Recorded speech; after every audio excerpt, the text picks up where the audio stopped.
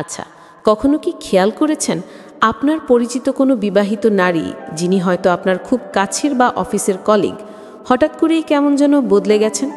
মুখে তিনি কিছুই বলছেন না, সব কিছুই যেন আগের মতো স্বাভাবিক, কিন্তু তার তাকানোর ভঙ্গি, তার হঠাৎ চুপ হয়ে যাওয়া, কিংবা আপনার ছোটোখাটো কথায় তার অতিরিক্ত মনোযোগ, এসব কি আপনাকে ভাবায়?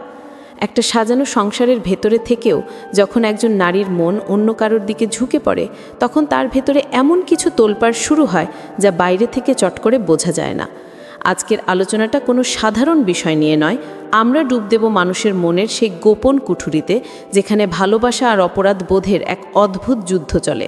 বন্ধুরা, মানুষের মন বড়ই বিচিত্র, আর বিবাহিত নারীদের মনস্তত্ত্ব বোঝা তো আরও কঠিন। ইউটিউবে আপনারা হয়তো বিবাহিত নারীর প্রেমের লক্ষণ বা বউ অন্যের প্রেমে পড়লে কি করে, এই ধরনের অনেক ভিডিওর টাইটেল দেখেছেন।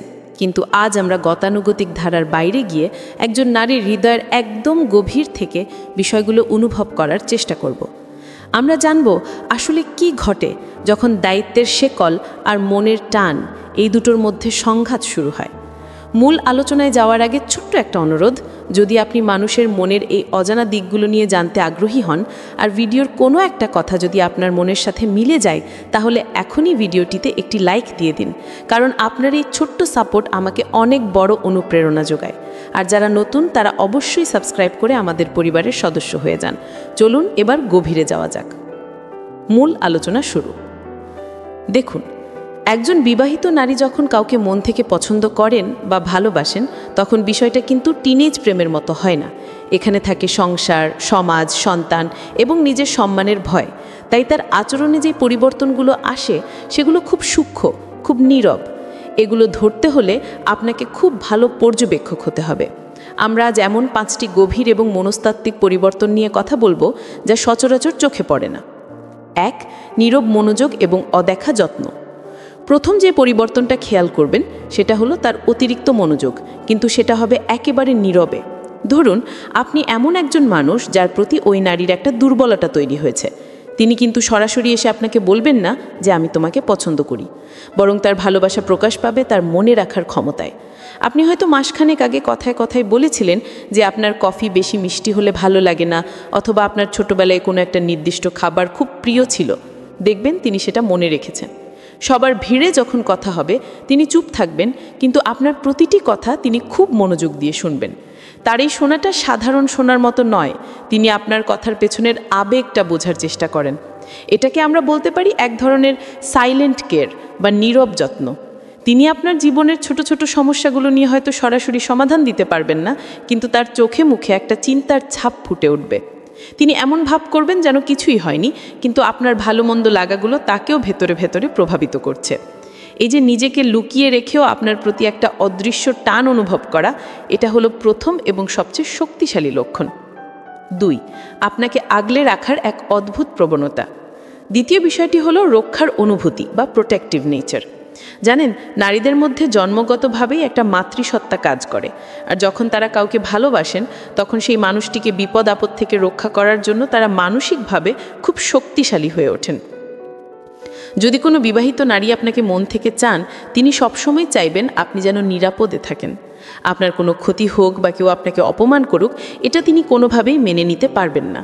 হয়তো প্রকাশ্যে আপনার হয়ে ঝগড়া করবেন না, কারণ তাতে সমাজের মানুষ সন্দেহ করবে, কিন্তু আড়ালে তিনি আপনার খোঁজ নেবেন, আপনি ঠিক আছেন কিনা তা জানার জন্য ব্যাকুল হয়ে থাকবেন। সবচেয়ে মজার বিষয় হলো, আপনার কষ্টে তিনি হয়তো আপনার চেয়েও বেশি কষ্ট পাবেন, কিন্তু সেটা কাউকে বুঝতে দেবেন না। ধরুন, আপনি কোনো বড় সমস্যায় পড়েছেন, দেখবেন তার মুখের হাসি মিলিয়ে গেছে, তিনি আনমনা হয়ে গেছেন।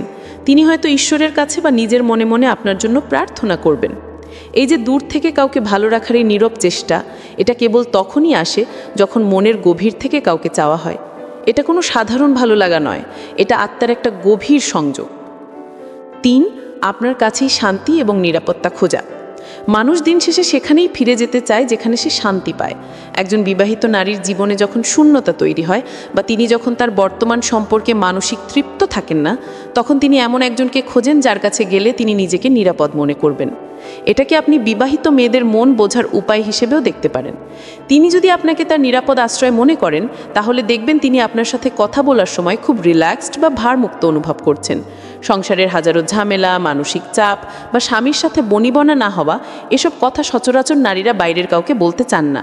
কিন্তু যখন তিনি কাউকে মন থেকে ভালোবাসেন, তখন তিনি তার জীবনের এই দুঃখগুলো, এই একাকিত্বগুলো সেই মানুষটার সাথে শেয়ার করতে শুরু করেন। তিনি হয়তো সরাসরি বলবেন না যে তিনি অসুখী, কিন্তু তিনি বোঝাতে চাইবেন যে আপনার সঙ্গ তাকে শান্তি দেয়। তিনি আপনার উপর অতিরিক্ত বিশ্বাস স্থাপন করবেন। তিনি মনে করবেন আপনি তাকে জাজ করবেন না, আপনি তাকে ভুল বুঝবেন না। এই যে একটা ইমোশনাল ডিপেন্ডেন্সি বা মানসিক নির্ভরতা তৈরি হওয়া, এটা তখনই হয় যখন তিনি আপনাকে তার জীবনের একটা অবিচ্ছেদ্য অংশ ভাবতে শুরু করেন। তিনি আপনার মধ্যে এমন এক বন্ধুকে খুঁজে পান যেটা হয়তো তিনি তার নিজের ঘরে পাননি। 4. নিজের সাথে নিজের যুদ্ধ এবং নিজেকে গুটিয়ে নেওয়া। এই পয়েন্টটা খুব গুরুত্বপূর্ণ এবং একটু কষ্টের। যখন একজন বিবাহিত নারী বুঝতে পারেন যে তিনি পরকীয়ায় জড়িয়ে পড়ছেন বা অন্য কাউকে ভালোবেসে ফেলছেন, তখন তার ভেতরে এক ভয়াবহ যুদ্ধ শুরু হয়। একদিকে তার প্রেম, অন্যদিকে তার দায়িত্ব। একদিকে তার মন আপনাকে চাইছে, অন্যদিকে সমাজ এবং সংসারের ভয় তাকে আটকে রাখছে। এই মানসিক দ্বন্দ্বে পড়ে তিনি অনেক সময় নিজেকে গুটিয়ে নেন। এটাকে বলে উইথড্রল সিমটম। তিনি হয়তো হঠাৎ করেই আপনার সাথে যোগাযোগ কমিয়ে দেবেন বা খুব গম্ভীর হয়ে যাবেন।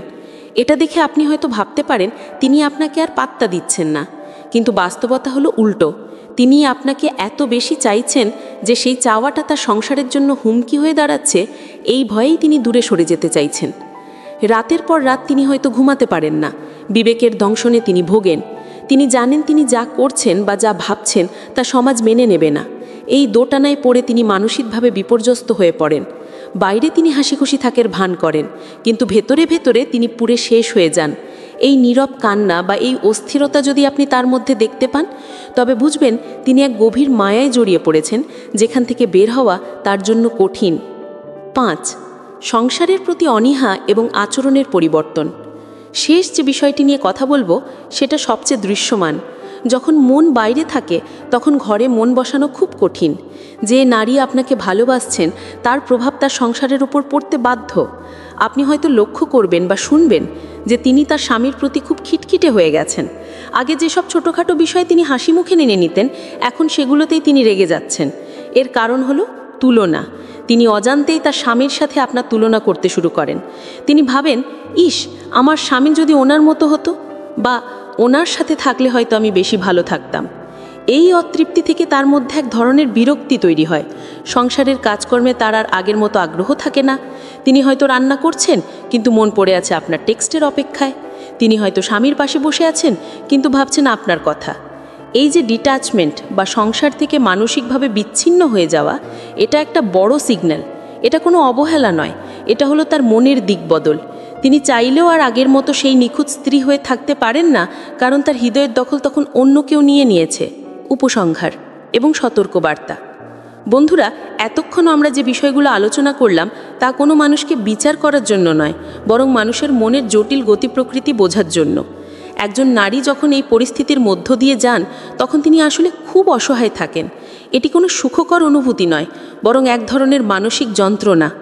ভালোবাসা যখন ভুল সময়ে ভুল মানুষের সাথে হয়, তখন কেবল কষ্টই বাড়ায়।